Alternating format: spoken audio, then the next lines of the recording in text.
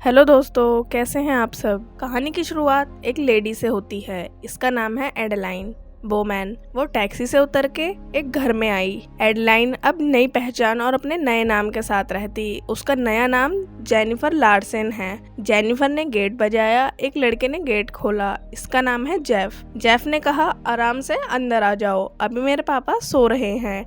एडेलाइन ने जेफ से अपने फेक डॉक्यूमेंट्स ले लिए और उसे सलाह दी, इलीगल काम छोड़ के लीगल काम करो, उसमें तुम्हारी थोड़ी भलाई होगी। एडेलाइन अपने घर आ गई। घर पे उसका प्यारा पिल्ला और काफी सारी एंटिक चीजें रखी थी। एक शादी की ब्लैक एंड व्हाइट फोटो भी है। जेनिफर का प्लान अर्चीव सिटी से निकल के फार्म में जाने का था, मतलब भीड़ भाड़ और पुरानी सिटी से निकल के खेती बाड़ी टाइप और माउंटेन्स वाली जगह पे। जेनिफर का फैसला सुन के ऑफिस वालों को थोड़ा धक्का लगा। किसी को उम्मीद नहीं थी आज जेनिफर जाएगी, क्योंकि आज न्यू ईयर ईव है। एडेलाइन अपने डेली रूटीन का काम कर रही। उसने कुछ टेप्स को लाइन से लगा दिया। एक टेप निकालकर एडेलाइन देखने लगी। वीडियो ब्लैक एंड व्हाइट में चली।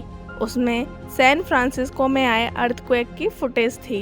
एडेलाइन ने खुद की भी एक रिकॉर्डिंग देखी। उसमें वो खुद है। 100 साल पहले उसकी न्यूज अखबार में छप रखी। एडेलाइन पहली बच्ची थी जो नए साल पे पैदा हुई। एडेलाइन अपने माँ बाप की इकलौती औलाद थी। 1920 में एडेलाइन की मुलाकात एक जवान इंजीनियर से हुई। इसका नाम था क्लेरेंस प्रेस्कॉट। क्लेरेंस एडेलाइन की माँ के साथ किसी साइट पे आया था। एडेलाइन उससे वहीं मिली। कुछ टाइम बाद दोनों ने शादी कर ली। 3 साल बाद उन्हें बेटी हुई। उसका नाम है फ्लेमिंग। फ्लेमिंग नाम एडेलाइन ने अपनी नानी के नाम पे रखा था। 17 फरवरी 1937 को एक दर्दनाक हादसा हुआ। कंस्ट्रक्शन साइट पे 2 इंजीनियर ब्रिज से काम करते टाइम गिर गए। उनमें से एक क्लेरेंस था, वो मर गया।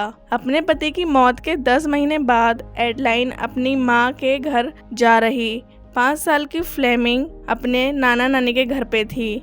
रास्ते में एडेलाइन के साथ बहुत बुरा हुआ। कैलिफोर्निया में उस वक्त बहुत बर्फबारी हो रही थी। एडेलाइन से कार संभली नहीं। उसका एक्सीडेंट हो गया। लेडी की कार ठंडे पानी में जाके गिरी। कार डूब गई। एडेलाइन भी डूब रही। उसकी बॉडी का टेम्परेचर 30 डिग्री तक नीचे गिर गया। ना उसकी धड़कन चल रही। बॉडी टेम्परेचर कम होने की वजह से एडेलाइन के दिल ने धड़कना भी बंद कर दिया। अचानक से बिजली कड़की। पहली 2 बिजली कड़कने की आवाज तक एडेलाइन शॉक में थी। फिर वो होश में आई। तीसरी बिजली पर एडेलाइन पानी से बाहर निकल गई। उसे एजिंग का वरदान मिल गया, इम्यून एजिंग। मतलब वो सालों साल बूढ़ी नहीं होगी। जैसी आज है ऐसी ही हमेशा रहेगी। साल बीते। एडेलाइन ने अपनी डाइट का खूब ध्यान रखा। वो मेकअप प्रोडक्ट भी यूज नहीं करती। स्टिल एडेलाइन अपनी बेटी की बहन लगती। एक दिन एडेलाइन ने गलती से रोड पे एक रूल तोड़ दिया। ऑफिसर ने उसे पकड़ के सारे डॉक्यूमेंट चेक करे तो उसे यकीन नहीं हुआ। ऑफिसर बोला, तुम 45 साल की हो, मुझे तो कहीं से ऐसा नहीं लगता। तुम कोई फ्रॉड तो नहीं हो और तुम्हारे डॉक्यूमेंट नकली तो नहीं। एडेलाइन उसी दिन सामान बांध के सैन फ्रांसिस्को आकर मेडिकल कॉलेज में एडमिशन ले लेती है। शायद उसे पता लग जाए उसके साथ ऐसा क्यों हो रहा, क्यों एडेलाइन की उम्र नहीं बढ़ रही। धीरे धीरे एडेलाइन समझ गई उसके सवालों के जवाब साइंस भी नहीं दे पाएगी। कुछ टाइम बाद FBI एजेंट एडेलाइन के पीछे पड़ गए। उन्होंने एडेलाइन से कहा, डरो मत, हम तो बस ऐसे ही कुछ इन्वेस्टिगेशन कर रहे हैं, हमें तुम्हारे कुछ मेडिकल टेस्ट कराने हैं। ऑफिसर एडेलाइन को मिलिट्री बेस ले आए। एडेलाइन डर गई। वो जल्दी से कार से जैसे तैसे बच के भाग आई। एडेलाइन अपने सामान बांध के अपनी बेटी फ्लेमिंग को गुड बाय कह के चली गई। अभी उसे कुछ दिन छिपे रहना होगा। एडेलाइन ने अपना नाम बदल के जेनिफर रख लिया ताकि किसी को उस पर शक न होए। एडेलाइन जहाँ भी रहती वो 10 साल बाद अपना नाम बदल लेती। ऐसे पड़ोसियों या किसी को उस पर शक नहीं होता। आज जेनिफर को गायब हुए 10 दिन हो गए। उसकी जगह सुजैन आ गई। सुजैन फार्म में रहती। एडेलाइन ने अपना सच 60 सालों से छिपाए रखा। शाम को सुजैन की दोस्त रेगन ने उसे कॉल करके होटल में न्यू ईयर पार्टी के लिए बुलाया। एडेलाइन जो कि अब सुजैन है। उसके पास कोई प्लान नहीं है तो वो दोस्त की पार्टी में चली गई। होटल में एडलाइन को एक फोटो दिखी, उसमें एडलाइन भी है। एडलाइन अपनी पास्ट की यादों में खो गई। तभी एडलाइन और उसकी दोस्त के पास एक आदमी आया, इसका नाम है डेल। डेल ने अपनी अमीर फैमिली का पैसा ठुकरा दिया। वो अपने दम पे आज आर्टिस्ट है। पार्टी में एडलाइन की नज़र एक हैंडसम लड़के पर पड़ी। एडलाइन को उसकी बेटी का कॉल आया। उसने अपनी माँ को नए साल की बधाई दी। अगले दिन एडलाइन अपनी दोस्त को बाय कह के पार्टी से जा रही। एलिवेटर में उसे वही बंदा दिखा जिस पे एडलाइन की पहली नज़र पड़ी थी। दोनों की बात हुई। लड़के का नाम है एलिस। एलिस एडलाइन से बातें करते टाइम उसके साथ फ्लर्ट भी कर रहा। एडलाइन ने हंस के जवाब दिया, पर उसने फ्लर्टबाजी पे ध्यान नहीं दिया। न्यू ईयर पर एडलाइन का बर्थडे भी होता है, तो आज उसका बर्थडे है। एडलाइन ने बर्थडे अपनी बेटी फ्लेमिंग के साथ मनाया। फ्लेमिंग 65 साल की हो गई थी, जो एडलाइन से भी बड़ी लग रही है दिखने में। फ्लेमिंग अब एरिजोना के रिटायरमेंट होम में शिफ्ट होने का सोच रही। एडलाइन को आइडिया अच्छा नहीं लगा। उसने अपनी बेटी से कहा, तुम मेरे घर में शिफ्ट हो जाओ, दोनों साथ में रहेंगे। पर फ्लेमिंग को लगता वो एरिजोना में ज़्यादा खुश रहेगी। ऑफिस में एडलाइन को पता लगा मिस्टर जोन्स ने उनकी लाइब्रेरी के लिए काफ़ी सारी बुक्स डोनेशन में दी। मिस्टर जोन्स पार्टी वाला लड़का है। उसने एडलाइन को इम्प्रेस करने के लिए बुक डोनेशन करी। एलिस बोर्ड मेंबर है, तो उसे पता लगाने में दिक्कत नहीं आई कि एडलाइन कहाँ काम करती है। एलिस बोला, मैं लाइब्रेरी में बुक्स डोनेट करता रहूँगा अगर तुम मेरे साथ डेट पे चलोगी। एडलाइन जाना नहीं चाहती, स्टिल उसने हाँ कर दी। एलिस ने डेट के लिए अजीब सी जगह चुनी। दोनों सिटी की माइंस में आ गए। इधर हाल ही में एक पुरानी बोट मिली थी। एलिस इस जगह को फेमस करना चाहता। उसने एडलाइन से पूछा, मुझे कुछ अपने बारे में बताओ। एडलाइन कहने लगी, अब देर हो गई है, हमें घर जाना चाहिए। दोनों साथ में घर जाने लगे। एडलाइन कहीं और शिफ्ट होने वाली। एलिस एडलाइन के साथ एक और डेट पे जाना चाहता। अगले दिन एडलाइन लॉयर के पास आ गई। एडलाइन अक्सर इधर से उधर करती रहती, कभी इस सिटी कभी उस सिटी। उसे अपने अकाउंट में रिसिपेंट ऐड कराना। एडलाइन ने आदमी की फोटो देखी। उसे याद आया कि एडलाइन बनके वो पहले भी इस बंदे से अपना अकाउंट फ्रीज करा चुकी है। आज वो जेनिफर बन के आई है। उसने अपने रिसिपेंट में सुजैन का नाम डाला। शाम को एडलाइन एलिस के घर आई। वो खुद घर को रेनोवेट कर रहा। थोड़ा काम करके एलिस ने खाना बनाया। दोनों ने बातें करी। एलिस ने अपनी फैमिली के बारे में बताया। एलिस ने एडलाइन को पहली बार पार्टी में नहीं देखा था। उसने एडलाइन को सीढ़ियों पर ब्रेल बुक पढ़ते देखा। तभी एलिस ने सोच लिया था कि मुझे इस सुंदर कन्या से मिलना जरूर है। एलिस एडलाइन के पास आने लगा। एडलाइन समझ गई। एलिस उसे किस करने का ट्राई कर रहा। लड़की पीछे होके बोली, हमें इतनी आगे नहीं बढ़ना चाहिए। पर एलिस को ऐसा नहीं लगता। उसने एडलाइन को किस करी। दोनों के बीच रोमांस हुआ। सुबह को एलिस ने एडलाइन से पूछा, क्या तुम मुझसे दोबारा मिलोगी? एडलाइन ने कुछ नहीं कहा। एलिस शॉक हो गया जब उसे पता लगा कि एडलाइन को पता है वो पोर्टुगीज है। सब लड़के ऐसे ही होते, लड़कियों को अपने प्यार में झुकाने वाले। एडलाइन कार में बैठ के जा रही। रास्ते में एक पार्क के पास उसने अपनी गाड़ी रोकी। उसे पार्क में बेंच देख के पास्ट की बातें याद आई। एक बंदा बेंच पे बैठा था। वो एडलाइन को प्रपोज करने वाला था। उस दिन एडलाइन ने ड्राइवर से कार नहीं रुकवाई। वो ये सोच के आगे बढ़ गई कि सबकी भलाई इसी में होगी।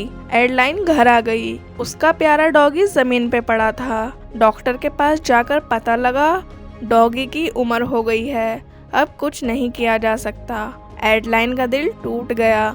ऐसे अकेले रहना उसके लिए मुश्किल था। घर में आके एडलाइन बहुत रोई। एलिस ने उसके लिए काफ़ी सारे वॉइस मेल भेज रखे, पर एडलाइन ने कोई जवाब नहीं दिया।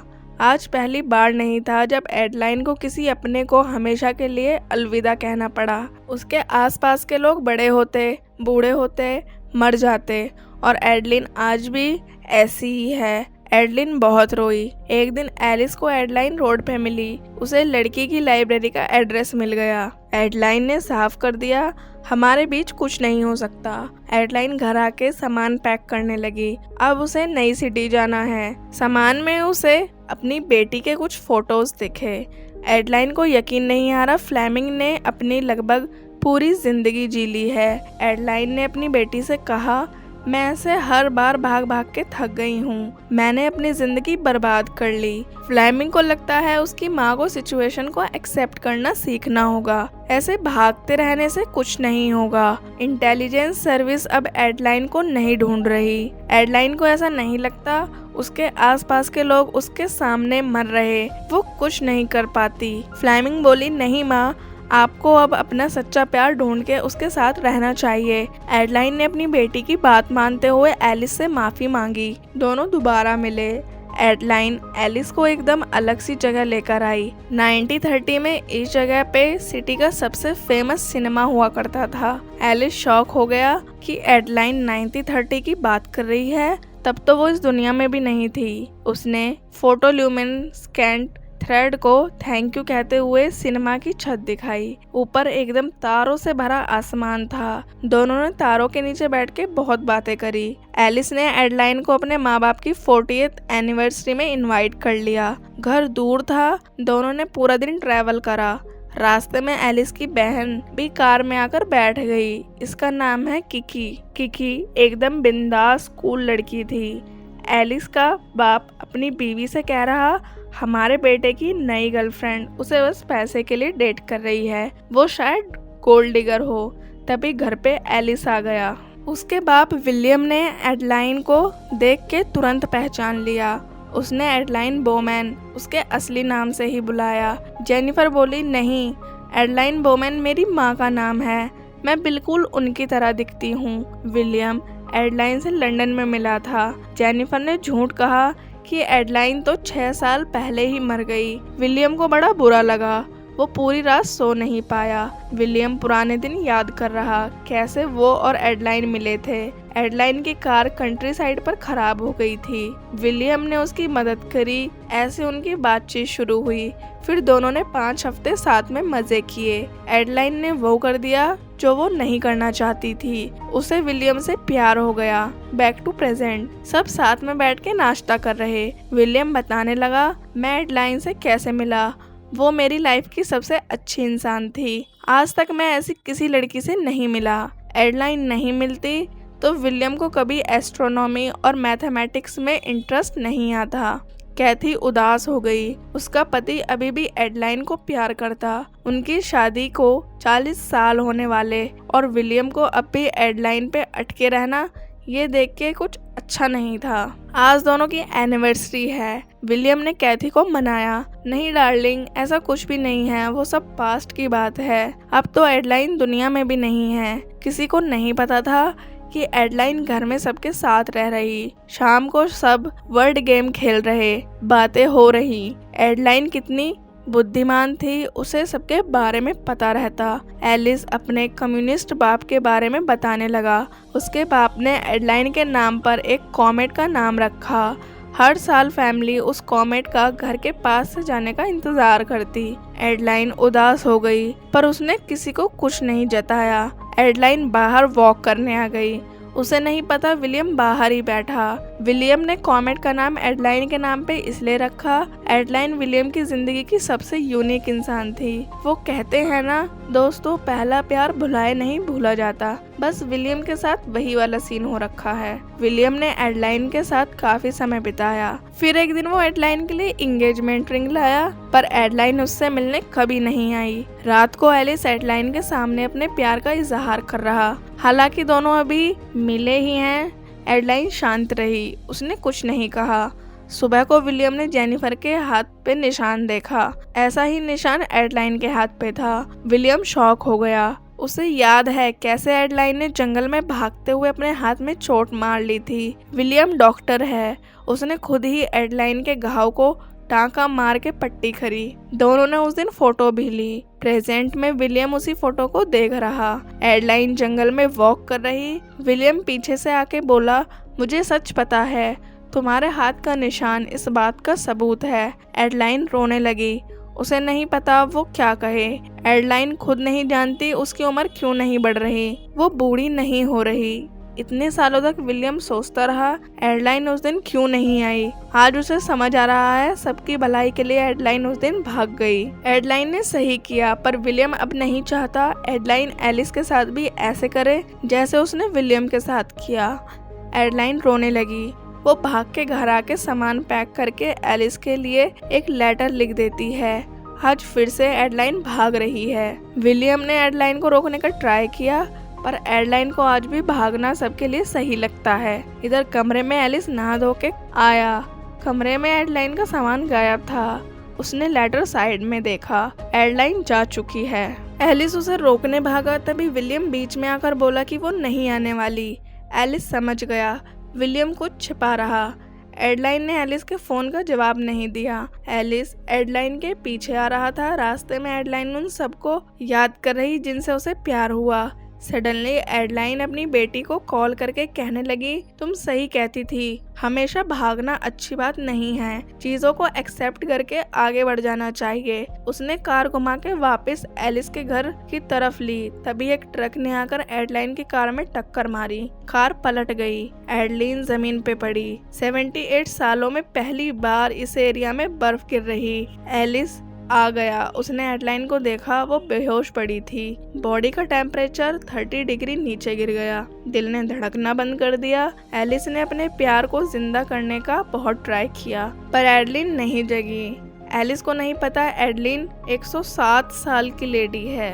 एलिस ने उसे डेफिब्रिलेटर दिया। एडलाइन की सांसें चलने लगी। एलिस जल्दी से एडलाइन को हॉस्पिटल ले गया। एडलाइन की आंख खुली। खुद को हॉस्पिटल में देख के लगा कि शायद सच जानने के बाद एलिस उसके साथ ना रहे, पर एलिस वहीं बैठा था। दोनों ने हग किया। एडलाइन ने फाइनली एलिस से कहा, आई लव यू टू। एडलाइन ने सारा सच एलिस को बता दिया। थोड़ी देर में फ्लेमिंग आ गई। उसने अपनी माँ के प्रति सहानुभूति दिखाई। फ्लेमिंग एलिस से कह रही, ये तो एडलाइन की ग्रैंड माँ है, पर अब तो एलिस को सब कुछ सच पता है। एडलाइन की बेटी ने एलिस को गले लगाया। कुछ दिन बाद जोन्स फैमिली एक बड़ी पार्टी रखती है। एलिस के माँ बाप की 40th एनिवर्सरी सेलिब्रेट हो रही है। विलियम ने अपनी बीवी को टोस्ट करते हुए कहा, जिंदगी में सबसे ज्यादा जरूरी बिना सीमाओं वाला प्यार जरूरी होता है। 1 साल बाद एडलाइन की फैमिली में नया पपी आ गया।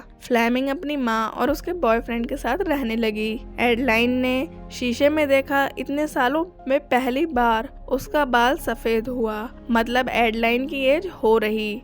एडलाइन बहुत खुश हुई। उसी साल जिस कॉमेट की विलियम ने खोज करके उसका नाम एडलाइन रखा था, वो अर्थ के पास से गया।